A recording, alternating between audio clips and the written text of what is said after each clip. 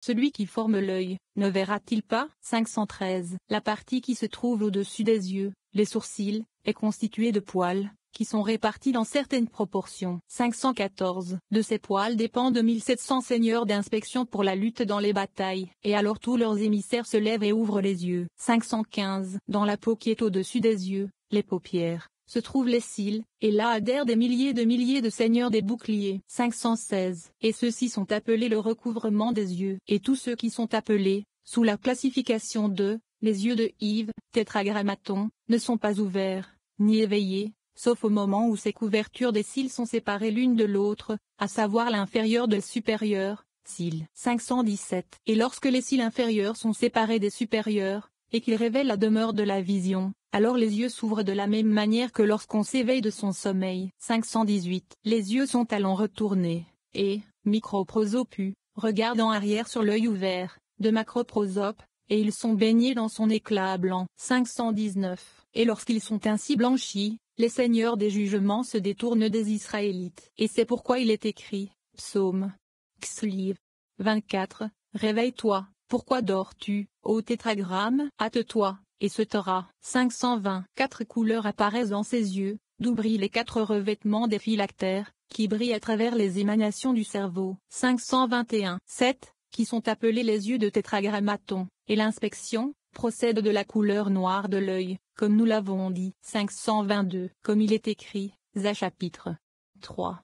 9, sur une pierre, 7 yeux, et ces couleurs s'allument de ce côté. 523. De là, rouges sortent d'autres, les seigneurs de l'examen pour le jugement. 524. Et ceux-ci sont appelés, les yeux du tétragrammaton qui se répandent sur toute la terre. 525. Où il est dit, au féminin, mshvttvth, meshotelot, sortir, et nonanchetim, meshotetim, au masculin, car tous sont jugements. 526. Du jaune procèdent d'autres qui sont destinés à manifester des actes aussi bien bons que mauvais. 527. Comme il est écrit, Job Xiv 21. Puisque ses yeux sont sur les voies de l'homme, et ses chapitres Yves 10, sont appelés les yeux du tétragrammaton, Anchetim, Meshotetim, sortir autour, mais dans le genre masculin, parce que ceux-ci s'étendent dans 2 directions, vers le bien et vers le mal. 528. De l'éclat blanc procèdent toutes les miséricordes et tous les bienfaits qui se trouvent dans le monde,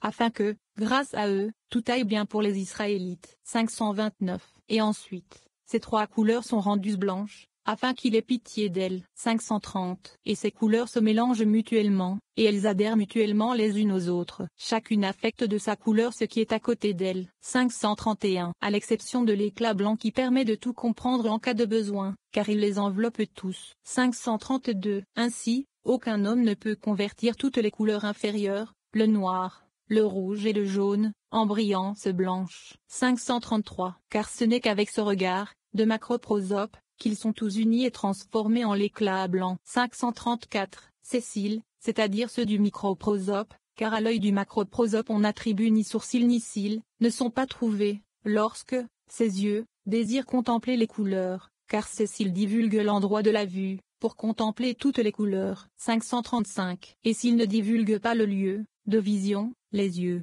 ne peuvent ni voir ni considérer. 536. Mais les cils ne restent ni ne dorment, si ce n'est à cette seule heure parfaite, mais ils s'ouvrent et se ferment, et se referment et s'ouvrent encore, selon l'œil ouvert, de macroprosope, qui est au-dessus de. 537. C'est pourquoi il est écrit, Ézéchiel, I. 14, et les créatures vivantes se précipitent et reviennent. 538. Nous avons déjà parlé du passage, Isaïe, XXX 3. 20. Ton œil verra Jérusalem tranquille, ta demeure. 539. Il est aussi écrit, Deutéronome, I.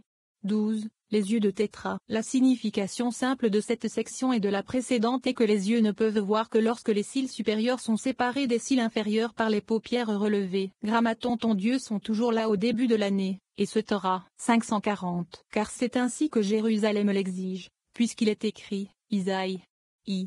21, TZDQ, Tzedek, la justice demeure en elle. 541. C'est pourquoi, elle est appelée, Jérusalem, et non pas Sion, car il est écrit, Ésaïe 26, Sion est racheté dans le MSHPT, le Meshefa, le jugement, et ce Torah, qui sont des miséricordes sans mélange. 542. Ton œil, c'est pourquoi, il est écrit Oink, et Inak, au singulier. Il est certain que c'est l'œil du très saint ancien, le plus caché de tous, qui est ici mentionné. 543. Or il est dit, les yeux du tétragramme, ton Dieu, sont là-dessus, en bien, c'est-à-dire, et en mal, selon qu'il faut soit la couleur rouge, soit la couleur jaune. 544. Mais ce n'est qu'avec le regard, de Macroprosope, que toutes les choses sont converties et nettoyées dans l'éclat blanc. 545. Les paupières, du Microprosope, ne se trouvent pas lorsque, ses yeux, désirent contempler les couleurs. Mais ici, il est dit, tes yeux contempleront Jérusalem, entièrement pour le bien, entièrement dans la miséricorde. 546. Comme il est écrit dans Ésaïe,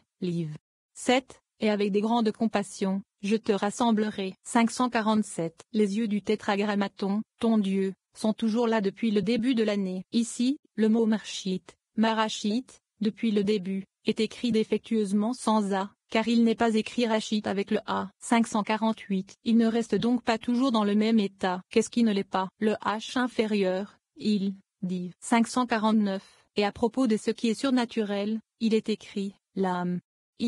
1. Il a renversé en shmim. Dans cette section, il est évident que chamin est pris pour symboliser le H, surnaturel. Me chamin, des cieux, art, la terre, Tiferet, Israël. 550. Pourquoi a-t-il chassé Arotz du chamin? Parce qu'il est écrit, Isaïe 3, je couvrirai les cieux, chamin, de ténèbres, et ils sont couverts du noir de l'œil, du microprosope, c'est-à-dire de la couleur noire. 551. Depuis le début de l'année, quel est donc ce lieu d'où ces yeux du tétragramme contemplent Jérusalem? 552. C'est pourquoi il se hâte d'expliquer ceci, en disant immédiatement, dès le début, marchit, de l'année, ce qui, le mot marchit égale être écrit ainsi, sans le aleph, a, symbolise le jugement, car le jugement se rapporte à ce côté, bien que virtuellement, le mot merachit, ne soit pas un jugement. 553. Jusqu'à la fin de l'année, c'est là que se trouve, à proprement parler, le jugement, car il est écrit,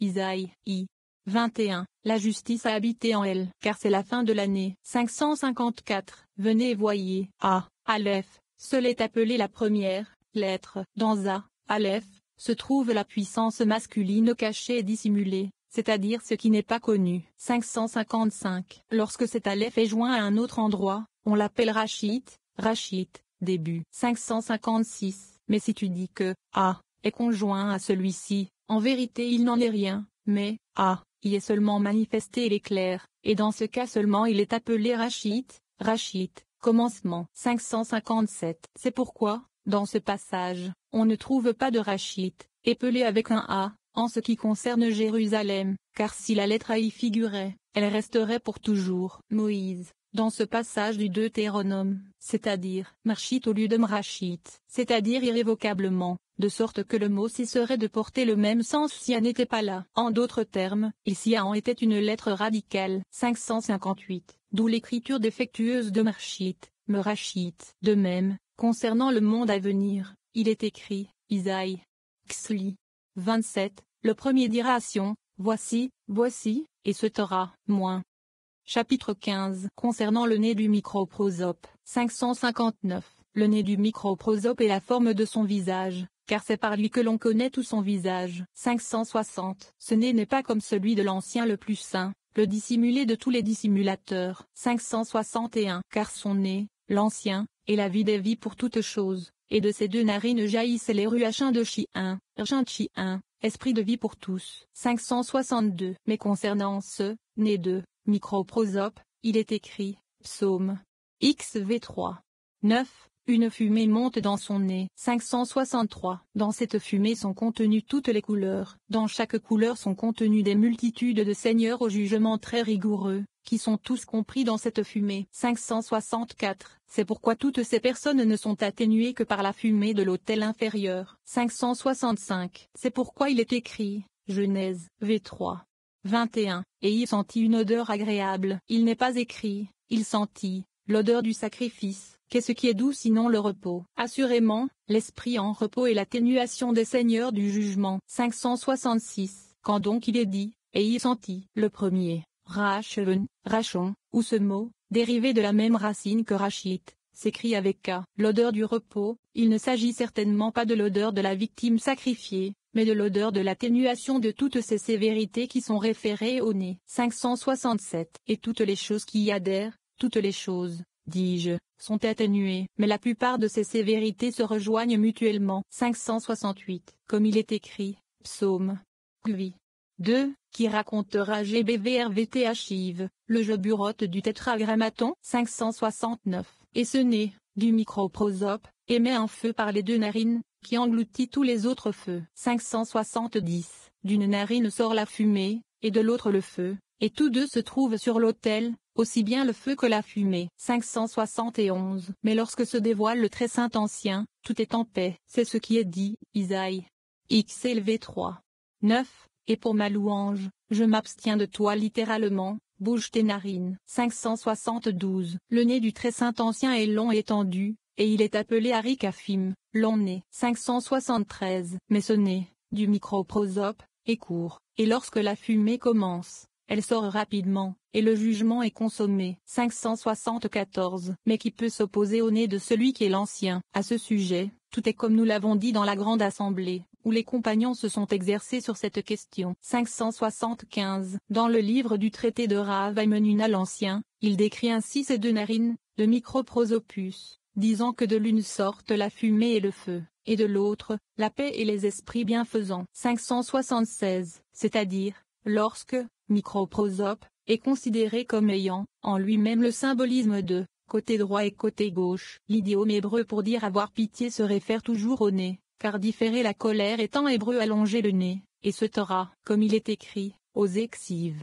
7. Et son odeur comme le Liban. 577. Et à propos de son épouse, il est écrit, quand 9. Et l'odeur de ta narine comme celle des pommes. Si cela est vrai pour l'épouse, à combien plus forte raison pour lui-même. Et ceci est une parole remarquable. 578. Lorsqu'il est dit, et le tétragramme sentit l'odeur de la paix, le mot nish, anisha, de la paix peut donc être compris dans un double sens. 579. Un sens est primaire, lorsque le très saint ancien, le caché avec tous les cachets, est manifesté, car il, et la paix et l'atténuation de toutes choses. 580. Et l'autre concerne l'atténuation inférieure, qui se fait par la fumée et le feu de l'autel. 581. Et à cause de ce double sens, le mot nish, nisha, écrit avec un double chapitre. Et toutes ces choses sont dites à propos du microprosope.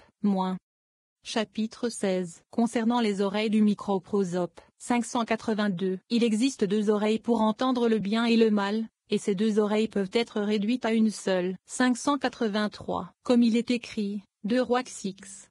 18. Incline, au tétragrammaton, ton oreille, et écoute. 584. L'oreille interne dépend de certaines courbes qui y sont formées, afin de rendre la parole plus claire avant son entrée dans le cerveau. 595. Et le cerveau l'examine, mais pas avec précipitation, car toute affaire qui s'accomplit dans la précipitation ne vient pas d'une sagesse parfaite. 586. De ses oreilles dépendent tous les seigneurs des ailes qui reçoivent la voix de l'univers, et tous ceux-là sont appelés ainsi, les oreilles du tétragrammaton. 587. C'est à son sujet qu'il est écrit dans Ecclésiaste X. 20, car c'est un oiseau du ciel qui portera la voix, et se taira. 588. Car un oiseau du ciel portera la voix. Ce texte a un sens difficile. Et maintenant, car tant de choses sont exprimées, d'où vient la voix? 589. Car au début du verset, il est écrit, ne maudis pas le roi, même dans tes pensées. Où il est écrit concernant même la pensée, non exprimée, et concernant les pensées secrètes de ton divan. 590. Pourquoi? Parce que l'oiseau du ciel portera la voix. Laquelle, voix,